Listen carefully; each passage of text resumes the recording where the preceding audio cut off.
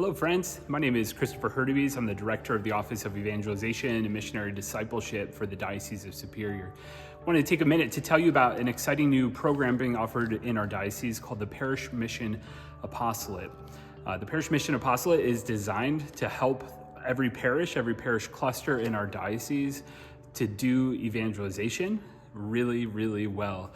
So it's a 2-night parish mission that my office would help your parish cluster to plan and promote and effectively invite people into, and then that event would lead the people that are attending it, God willing, many people from your geographic parish would attend, so that they experience a profound encounter with the Lord and make a decision to enter more deeply into a life of discipleship through the opportunities being offered at your parish. So I want to spend just a couple minutes explaining what this is, how your parish could participate in it. Like I mentioned, this is designed to be an evangelization opportunity. So this program will only work if the people in your parishes are willing to make really good invitations to the folks who've maybe stopped attending at your parish, but also to their friends, their neighbors, anybody that they want to experience God's goodness, to encounter Him and have an opportunity to enter more deeply into their relationship with the Lord. So that first phase is pre-evangelization, which leads to the Parish Mission Apostolate providing a beautiful evangelization experience for everybody who's attending. And again, the goal is to get as many people there as possible so they can encounter the Lord in a powerful way, and then launch into the next phase, which is discipleship. The goal of the first night of the mission, like I said, is to provide for a powerful encounter with Jesus, specifically during the time of Eucharistic adoration.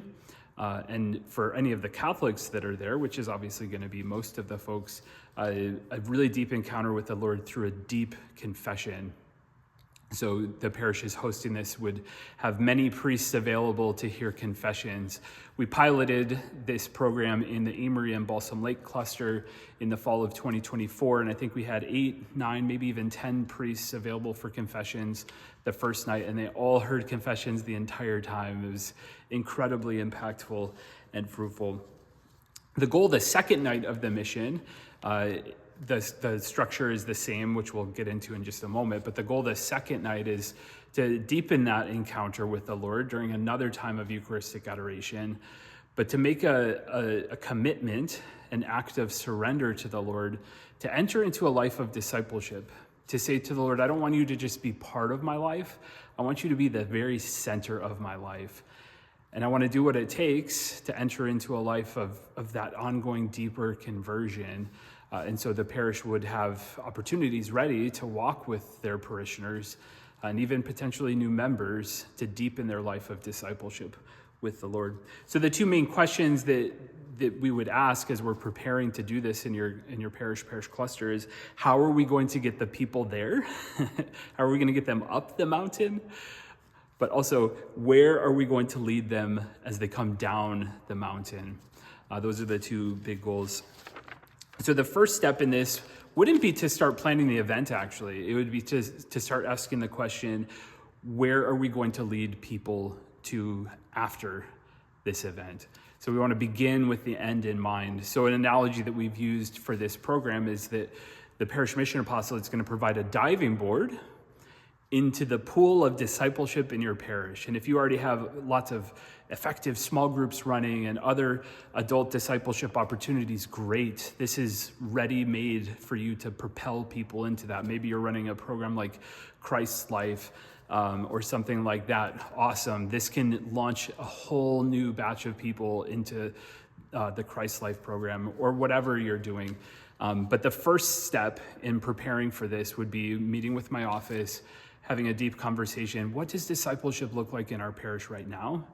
And how can we really beef that up and get it organized and leaders trained and ready to go so that after our mission, we're ready to receive as many people as possible into those opportunities. So that's step one. Step two is to plan the event. And we've learned a lot about how to effectively do this And I'm confident that any parish in our diocese could run this, whether you're one of the biggest parishes in our diocese or one of the smallest parish clusters in our diocese. So what would the time frame look like for this? It'd be great for your pastor or whoever's leading your parish evangelization team to reach out to my office if you're interested, just to start a conversation. But we wouldn't schedule a date for this until we've really settled on what are the discipleship landing places going to be. And then we'd schedule a date out, probably 6 months at least, from when we begin working on this, because this is really a once in a generation maybe opportunity to say this event is the foundation on which we want to build everything else in our parish discipleship pathway. So again, we'd start meeting on a regular basis at least once a month, 6 months out from before your mission, maybe even longer, to begin coaching sessions on what does discipleship look like at our parish? But also, how do we start to plan this huge event? Lots of our parishes do some big events already, but this would be a really big event with lots of different aspects.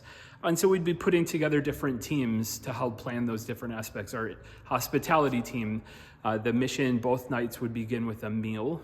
And we want to just be as hospitable as we can possibly be if we're inviting lots of strangers into our parish, people who've maybe never been there before. How are we going to greet them warmly? What's the environment going to look like? What's going to be the sort of meal that just grabs their attention and wins their heart and leads to an openness? Another team would be your invitation team. How can we get the word out really effectively through all sorts of different means? Personal invitation, obviously bulletin and pulpit announcements, signage around the church, but social media. So somebody would be leading that. An intercessory prayer team is the easiest one to overlook, but probably the most important. If you think in terms of an analogy of a big cruise ship sailing across the ocean, there's one thing that has to exist on that ship that most people probably don't even realize is there, and that's the engine room, right? As long as it's doing its job, the ship's going to keep going. But intercessory prayer is what's going to drive this forward, praying for every different aspect of it, praying for an openness for people to respond to the invitation.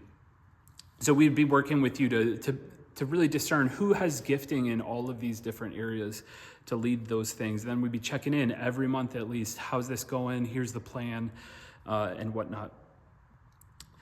Finally, the big day would arrive. It would be a Sunday night for night one and a Monday night for night two. We'd work with you to pick the most effective date for your cluster, given lots of different considerations. But really, the point isn't the event itself. The point is the pool of discipleship into which people are being launched. And so again, we'd be working with your parish that whole time. What are we gonna provide? What resources do we need? What training do we need to be able to do that? So one of the questions that frequently gets asked is, who's gonna be doing this?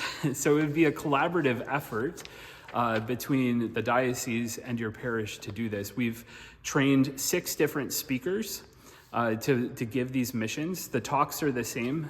They're on the 4 words in Bishop's letter on evangelization of created, captured, rescued, and response. The four really simple words that we use to explain the gospel, the good news of salvation.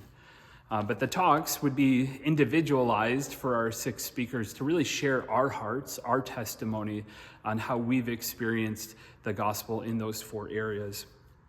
Those 6 speakers are myself, Deacon Jim Arndt from the Merrill Cluster, Aaron and Danielle Hendricks from the Rice Lake Cluster, Kevin Sullivan from the Hayward Cluster, Father Dan Tracy from the Hudson Parish, and Father Isaiah Schick from the Rice Lake Cluster.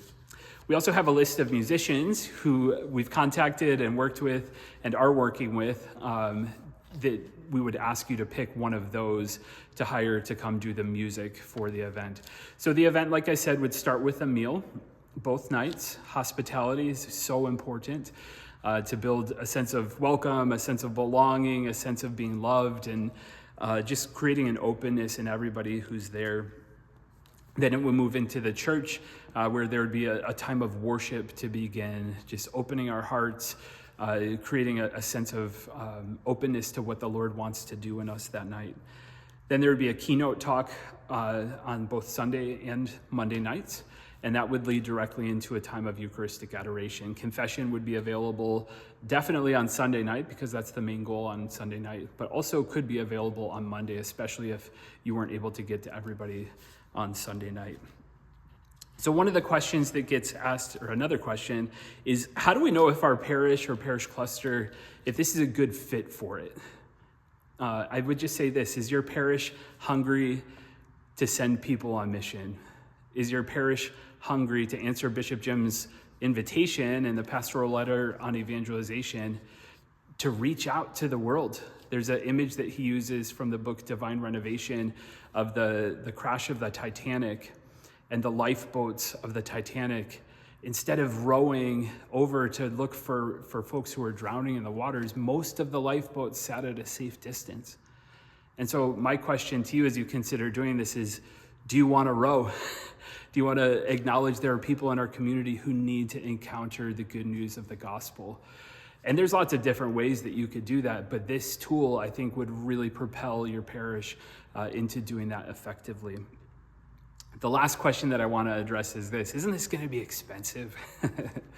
Yeah, it is going to cost a little bit of money. It's not going to be exorbitantly expensive, but it will cost a little bit of money. But in one of our most important talks that we had in the Maintenance to Mission Initiative, Father James Mallon addressed this question head on. And he said, it's clear that the magisterium of the church, the Holy Fathers, think that evangelization needs to be our number one priority. Pope St. Paul VI said at first, the church exists to evangelize. And that's been echoed by John Paul II and Pope Benedict and Pope Francis, and Pope Leo seems to be saying the exact same thing, surprise, surprise. So if the church exists to evangelize, that means it's our number one priority. And Father James Mallon put it this way. He said, what does it mean for something to be your top priority as an organization? He said, it means you spend more time, more human resources, and more money on it than anything else. And so maybe as you're working on your budgets this year, you set aside a decent chunk of money. How are we going to really prioritize our time, our talent, and our treasure for the mission of the church? And this could be a great opportunity to do that.